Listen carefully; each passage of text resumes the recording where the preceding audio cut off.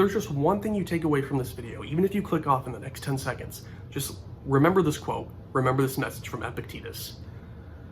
Freedom is not achieved by satisfying desire, but by eliminating it. It's a simple quote, and it's really not too hard to understand. However, at the same time, you look at the title of this video and that overall message. How is desire a bad thing? We need desire. We need desire to accomplish goals, know what we want to do in life, whether it's professionally, personally, again, set goals, know where we want to go, what direction, what path we want to take. We need desire. There's no question about that. This is not going to be one of those videos saying you need to eliminate all desire. You shouldn't want anything. You need to focus on only you. No, don't take it literally, obviously.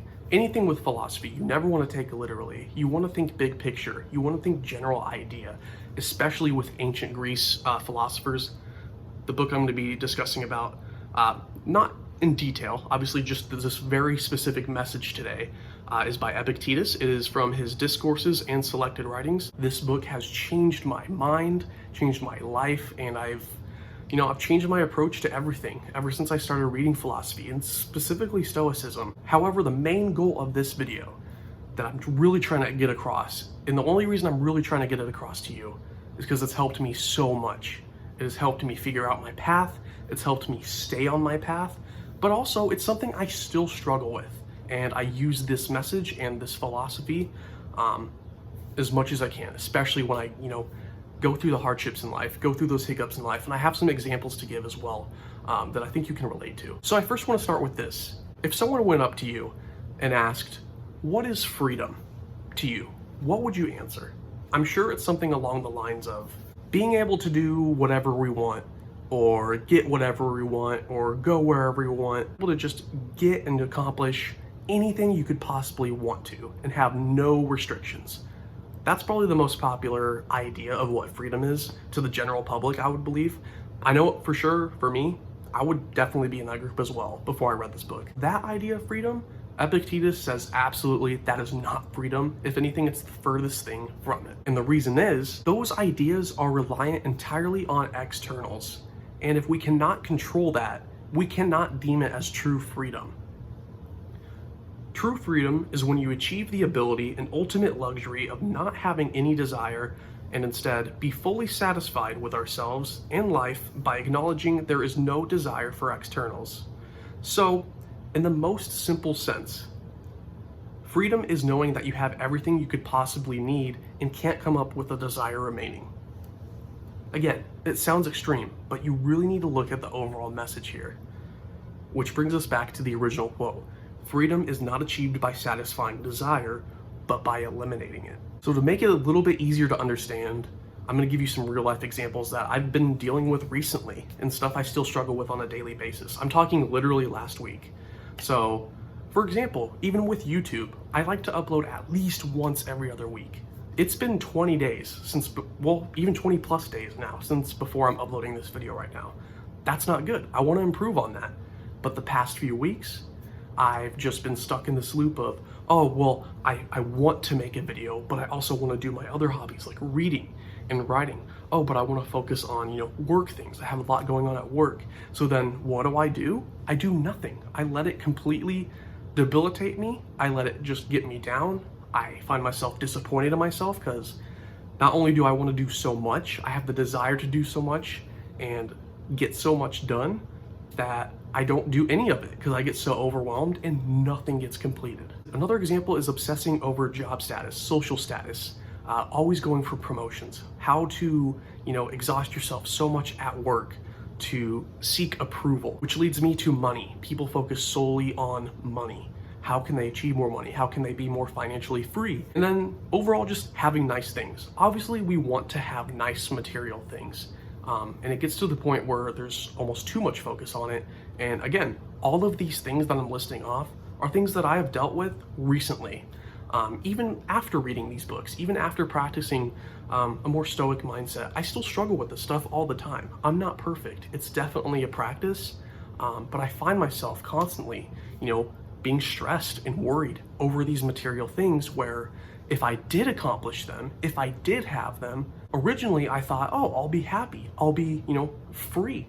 I'll have that freedom of, oh, well, I have everything I want. I have the money I want. All that can be taken away in an instant. None of it's in my control. Nothing. My apartment burns down. I get in a car accident. I get fired. I get laid off. My electronics get destroyed. All this stuff that could technically happen. Is it likely? No, but it still means it's out of our control. We truly don't have control over anything that happens on a daily basis. And that is exactly what he's talking about when he says, don't put freedom in the same category as those things. Let me continue on to another quote that kind of goes deeper into this. You need to suspend desire completely and train aversion only on things within your power. Disassociate yourself from everything outside of yourself. He lists off the body, possessions, reputation, books, which, it's very specific, but that's just an example of a material thing.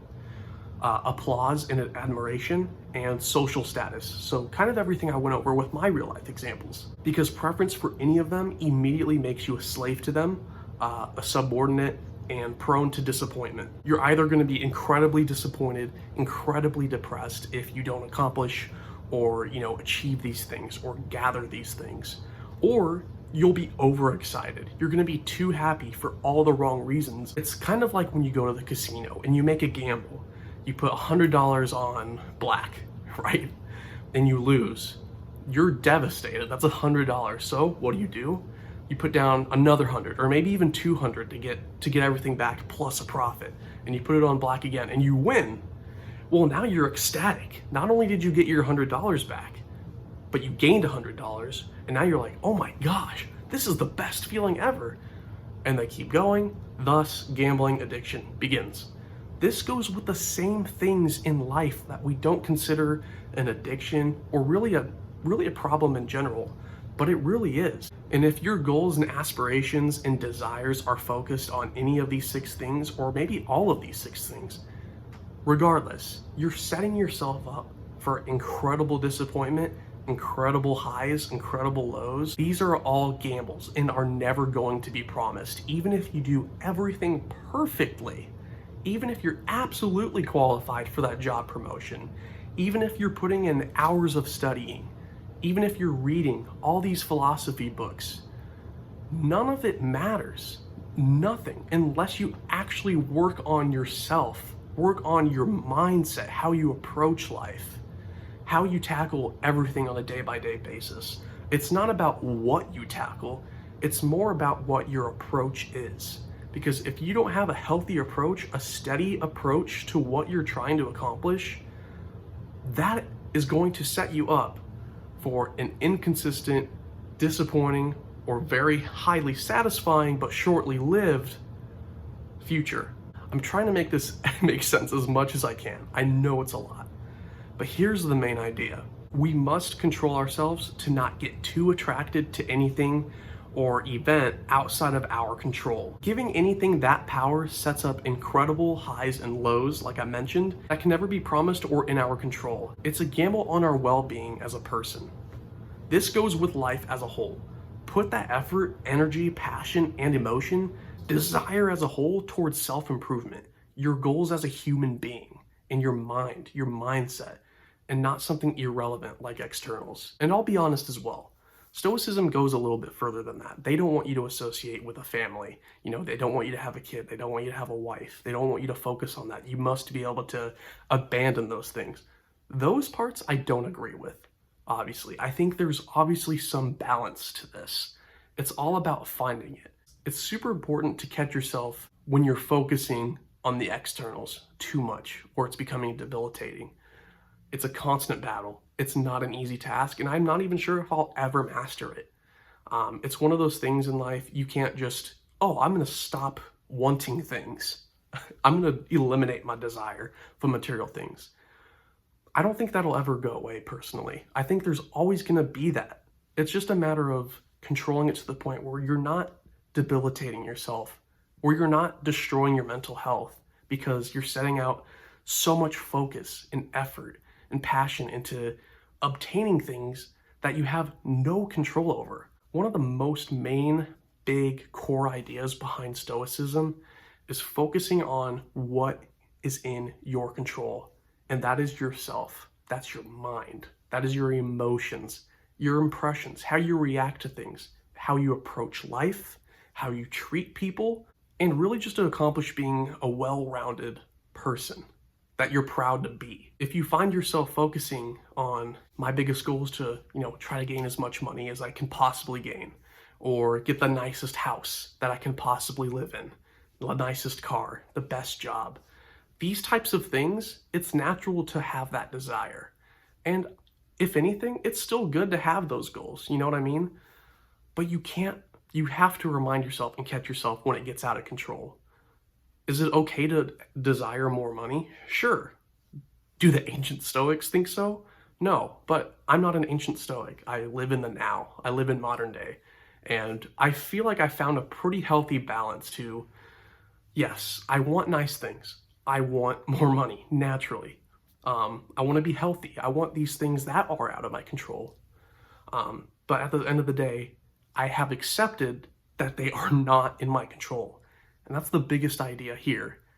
As long as you can accept that at the end of the day, if one of your goals is to seek something external, out of your control, you have to be okay with the fact that it is completely out of your control. And also, if you do accomplish it, and this could even be technically more important, don't let yourself get, hypnotized by it, hypnotized from the euphoric feeling of achieving it, because then your brain switches to this mindset of more. You're going to want, oh, well, I got this promotion. Well, now I want the next promotion because it offers even more money. And then you start spiraling. It's all about maintaining this healthy mindset of, at the end of the day, the bottom line is, I must focus on myself. I must focus on my mentality, my own personal goal to be a good human being, a productive human being to society, and just do what I can to, leave a positive impact to not just myself, but to those around me, to the world around me. And if I know I'm doing that, externals don't matter. Having a nice home doesn't matter if I know I'm a good man. Having a nice car does not matter if I know I'm proud of what I'm doing. If I know I'm putting the effort in places that I can be most proud of, and that's in myself, my mind, my health, my mental health. Those are the most important things, and the number one thing you want to look after is your soul. Anyways, that was the main message of this video. I'll drop the quote one more time, because I really want you to think about it before you leave today. Freedom is not achieved by satisfying desire, but by eliminating it. Thank you so much for watching. I really appreciate your time, and I hope you have a wonderful day. Later.